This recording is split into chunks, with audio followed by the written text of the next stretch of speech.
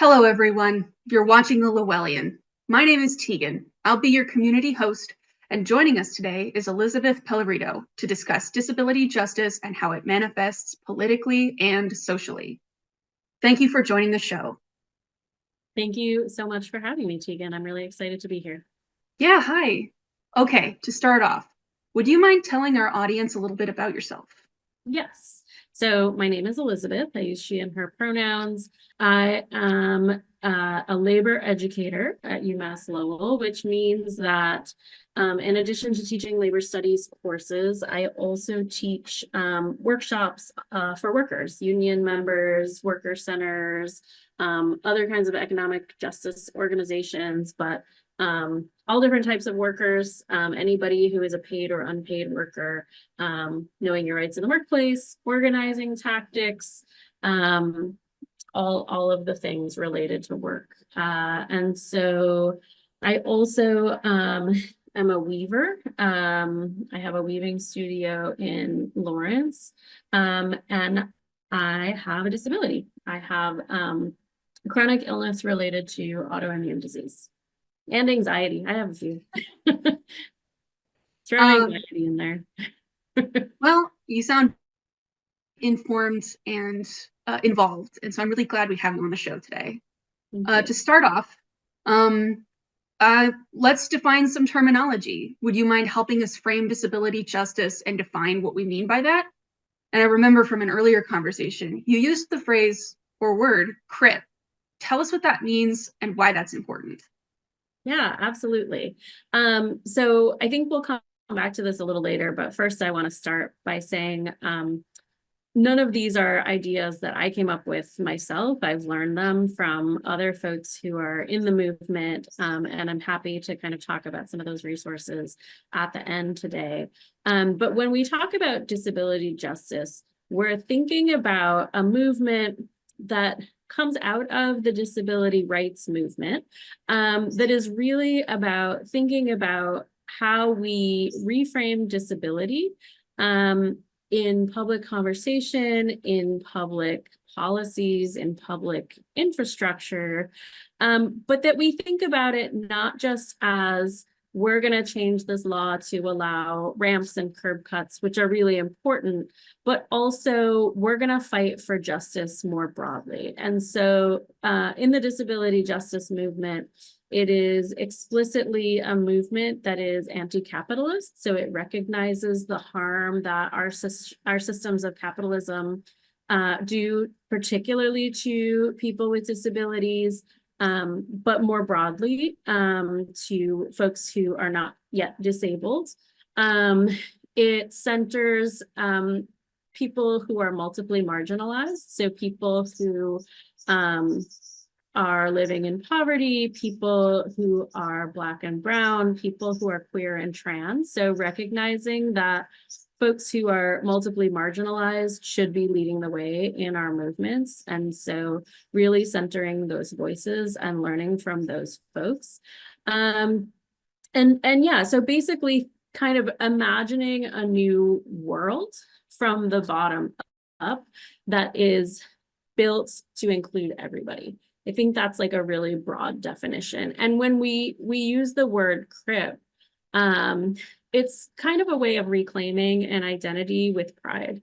And so you will hear folks, some people like to use language first language and some people don't. So I'll kind of go back and forth between disabled people and people with disabilities.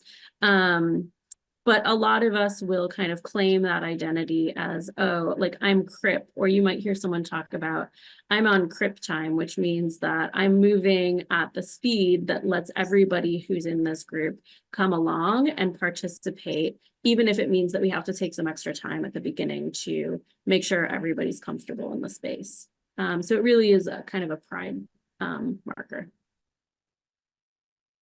Yeah, I'm moving on CRIP time. Right? So it's, I'm sorry. Sorry. No, I was just going to say that I think moving on CRIP time sounded like a really interesting concept that you wouldn't really think of even if you didn't have those words for somebody who's just not familiar. And thank you for distinguishing between disability rights and disability justice, because I was already curious about that.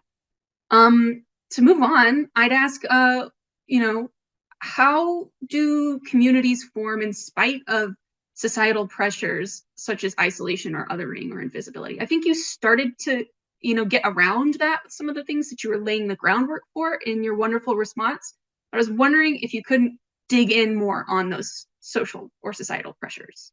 Yeah, well, I think sometimes, in labor organizing, we have a saying that says the boss is the best organizer, which basically means, that we can talk about our ideals all we want, but it's the moment when we are faced with oppression or faced with a power that wants something from us that we might not be prepared to give, that really brings us together in that moment and gets us like invested and excited to connect with each other and sort of join that fight.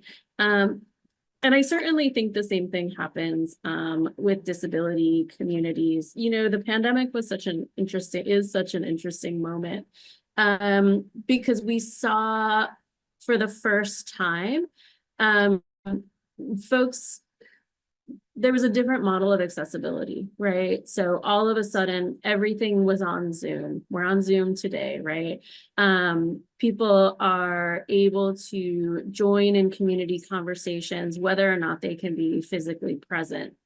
And there's been kind of a persistent sense of frustration in a lot of disabled communities, I think, because it feels a lot like the rest of the world has sort of like gone back to normal a little bit. But like we all kind of learned ways to include all of us during the pandemic. And it's such a moment where, technology gives us so many opportunities to come together across all different like needs that people have to be able to access a space.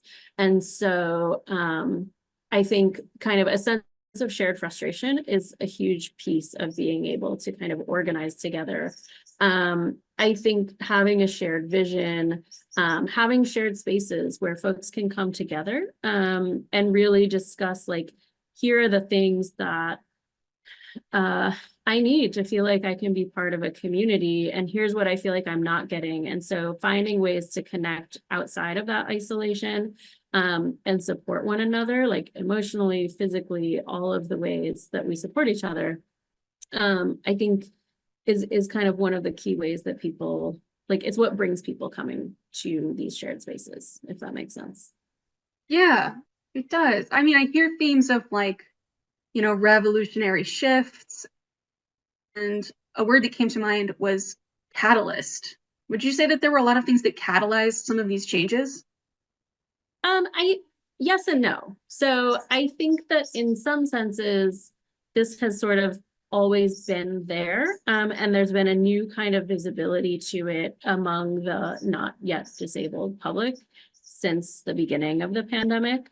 But in a lot of other ways, I think that folks were really already doing this work and building community with each other, but just not having as much of a platform. And I think now, disability justice is really starting to make its way into popular culture in a different kind of way. So if you say Alice Wong, not everybody's going to know who she is, but a lot more people are going to know. And she's not someone who, we have models of people with disabilities who aren't representing a kind of like what is called inspiration porn, where the point of watching it is to make able-bodied people kind of feel good about themselves for helping, or like, look how inspirational this person is, or this person has these challenges and they were still able to accomplish X, Y, and Z. So what's holding you back right now? And that's a model that's obviously everywhere out there. But I think we're starting to get other kinds of models in the popular media, and that's just like really exciting and really helps people to challenge themselves to think about disability differently than they had before. You mentioned the pandemic a little while ago. Can you tell us about other important historical moments in disability justice? We keep talking about the rights versus justice framework, and part of the kind of way that disability justice is framed is like, yes, we need laws that give us equal rights, but sometimes those laws leave people out. So when I when I teach my sociology students, or sometimes in worker spaces, I'll have people kind of hold a ball of yarn and say a policy and toss it to somebody else in the room. And we create a big web with the yarn. But then we talk about, you need a lot of layers of policy to make sure that folks aren't left out. And so we talk about like who's falling through the cracks of that. And the more of a kind of like thriving public policy infrastructure that we have, the more we know that folks are included and are less likely to slip through the cracks. So I think that the civil rights movement was really key. And when we learn about the civil rights movement in schools, of course, we learn about Martin Luther King and Malcolm X. We learn about Black Power. We learn about the women's movement. And hopefully we learn that with some nuance that, there were different groups fighting for slightly different outcomes. But what we don't learn about as part of the civil rights movement that's really happening simultaneously is the fight to move towards rights for people with disabilities. And so there's a couple of different moments, I think, that are really important in the last like 50 years. So one of them being the 504 sit-ins. So this is groups of people with disabilities taking over federal buildings, mainly on the West Coast in California and San Francisco. There was kind of a briefer takeover in Washington that didn't quite like take root the way that the one in San Francisco did, but it was for inclusion of people with disabilities to be able to access like public buildings, public education, to be able to say like, we have a right to be in public spaces. So that's one piece. I think the other piece is a Supreme Court case from 1999, I believe. You'll hear it referred to as the Olmstead case. And that basically says people who have disabilities have the right to be able to live, if they choose to, on their own. So they have the right to receive services in their homes and not be essentially institutionalized. I think there's a lot of other moments. Obviously, like the ADA is a major one. And the ADA is maybe like a good example of the ways that public policy gets written that still leaves people out. So like we still have today a sub-minimum wage for people with disabilities. So Section 14C of the Fair Labor Standard Act says you can pay people with disabilities less than the minimum wage. You have to kind of make a case for it. You have to do some paperwork, but we know that that gets abused, right? And we know that the ADA doesn't apply to all employers. Employers are allowed to make a case to say it's going to be too expensive for us to be accessible, so we shouldn't have to do it, and they're granted those exceptions. So I think, the disability justice movement grows out of those earlier pieces because we have an opportunity to say, like, it was really, really important that we won those rights, but we have to keep building. Like, that can't be the end point. And when we think about the systems, the structures that are sort of keeping people with disabilities isolated, in poverty, and marginalized, then we have to start to think about fighting against the systems. Like we kind of have made a lot of increases, and we're going to keep fighting for laws that increase access and increase rights. But until we take apart those systems that are keeping people living in these conditions, we're not going to really achieve justice. Well said. How are identities useful in forming dialogues around issues, and can they be used to form community or organize? This is such a hot button debate in American life and American politics, and this is sort of at the center of, I think, the center of a lot of the polarization that we see in American politics, and even divisions within the left. So there's a group that says we have to unite across identities, and that's the only way that we're going to be able to achieve justice for everybody. And there's a group that says it's really helpful for people to have identity-based groups and that we can build on that. And that's going to push us forward in ways that we weren't thinking about before. I think that they're not necessarily diametrically opposed. I think that there's room in the middle. And that's one of the things that I find personally so impactful about the disability justice movement is it says like, it's not disability justice if you're not also fighting for racial justice. It's not disability justice if you're not also fighting for liberation for queer and trans folks. And that our movements have to be intersectional or they're just going to fail. But I do think that having kind of identity-based groups still gives you an opportunity to say, like, we want to make sure that the issues that are impacting this group, that the folks who are the most impacted are the ones who are leading the way. Because if somebody else is speaking on, and even within the disability community, right?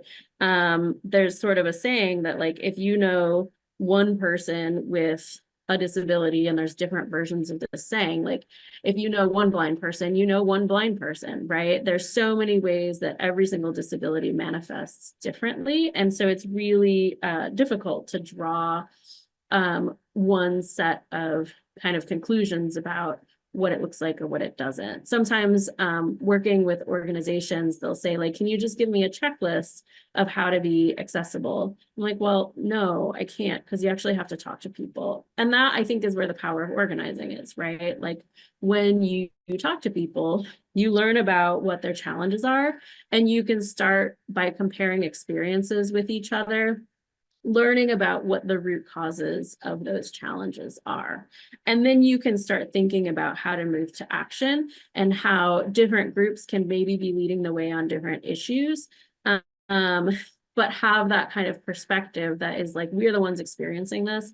And so we are the ones who are able to come up with the solutions that will work for everyone. And the more kind of representation across identities that we have, the more intersectional our movement is, the more successful that we're going to be.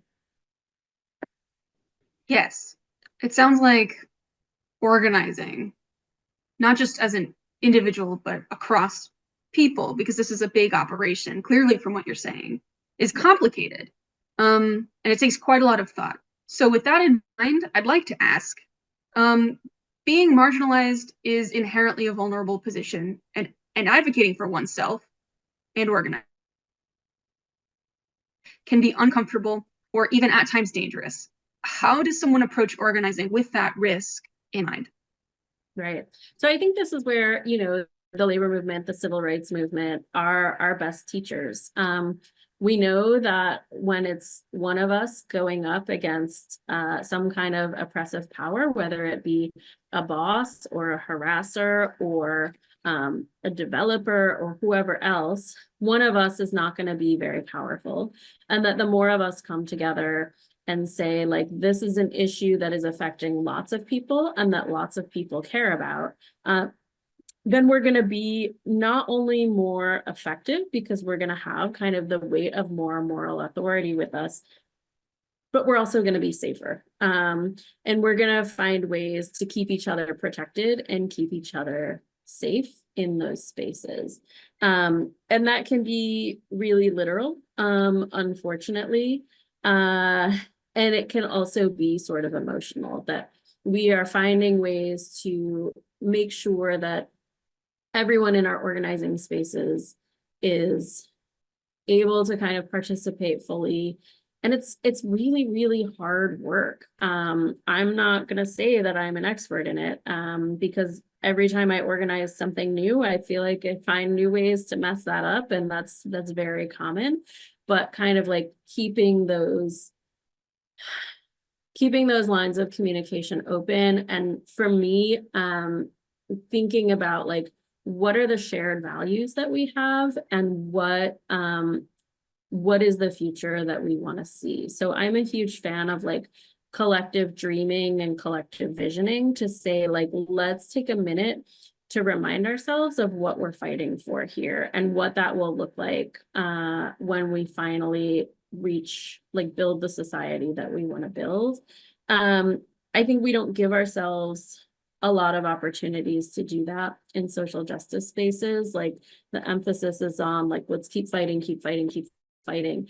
And if you don't stop and sort of remind each other of what you're fighting for and like building something together that is meaningful, then I think that you're gonna burn out. And so when I think about like the dangers of organizing, I think being together in group also lets you let each other rest. There's Elise Bryant, who's the president of the Coalition of Labor Union Women, who's also a beautiful singer, likes to say, when we sing together, we're syncing our breath with each other.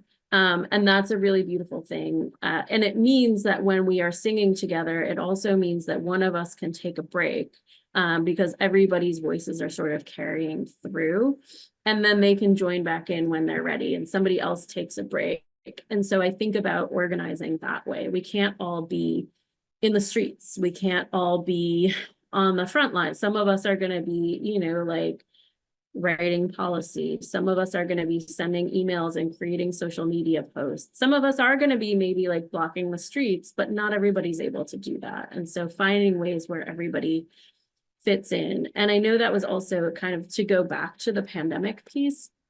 I know that was also an issue of folks who were homebound, particularly because they were immunocompromised, and this is still the case, feeling like I want to be out there. It was the summer of 2020. It was the summer when all of the racial justice protests were happening.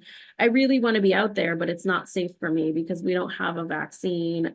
Because if I get sick, there's going to be different kinds of consequences for me than for other folks. And so finding ways to build movements where everybody's contributions are valued. Again, it sounds great to say. It's really, really hard work, but I think that's kind of the key. Thank you. I just want to wrap up by asking what your top 3 suggestions for reading, watching, and listening to learn more about disability justice are. Okay, so this is hard. I had to narrow it down. I think for me, if you've really never thought about these issues before, Alice Wong is a great place to start. She has a new book out that's called Disability Intimacy. The one that I think is really fun is called Year of the Tiger: An Activist's Life. It's very readable. It's very fun. She's got a lot of like graphics and pictures and short pieces that you can sort of dip into and be like, oh, it hadn't occurred to me, how to think about movement, how to think about, this Supreme Court decision or home-based Medicare services or whatever it is. So that's definitely one for me. I really like Leah Lakshmi Peepsna Samarasina's book, Care Work, Dreaming Disability Justice. So I learned a lot from her. And she, again, it's like short pieces where she's talking about some of the structures in particular that groups of folks came up with to be able to take care of each other. And both of these are written by women of color who are also thinking a lot about the intersections of race and gender and sexuality and disability.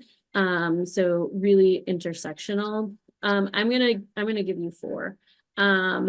Another person whose work I love is Aurora Levins Morales. She is a poet. She's a Puerto Rican Jewish poet, writer, revolutionary. I would probably start with her collection called Medicine Stories, Essays for Radicals. And she talks a lot, especially about kind of like narrative and how we tell our stories and how the telling is also a kind of medicine that is really rooted in like Indigenous justice. And then also for if you want to have a great website to kind of look around and look at both a lot of really cool visuals and different performance pieces, blog posts. It's called Sins Invalid, SINSINVALID.org. They have a book that you can download. They have their 10 principles of disability justice. They have a Black disability justice syllabus that's posted. And really, like I can't emphasize enough that everything that I am talking about today, I have learned from these folks. Like none of this is my own kind of creative thinking. Really, like they have been some of the leaders of the movement for disability justice in the 21st century. And so they're really great places to start. Thank you for all those great suggestions, Elizabeth. That's all the time that we have for our show today. I'm Tegan, and we've been speaking to Elizabeth Pellerito, and this has been The Lowellian. Thanks for watching.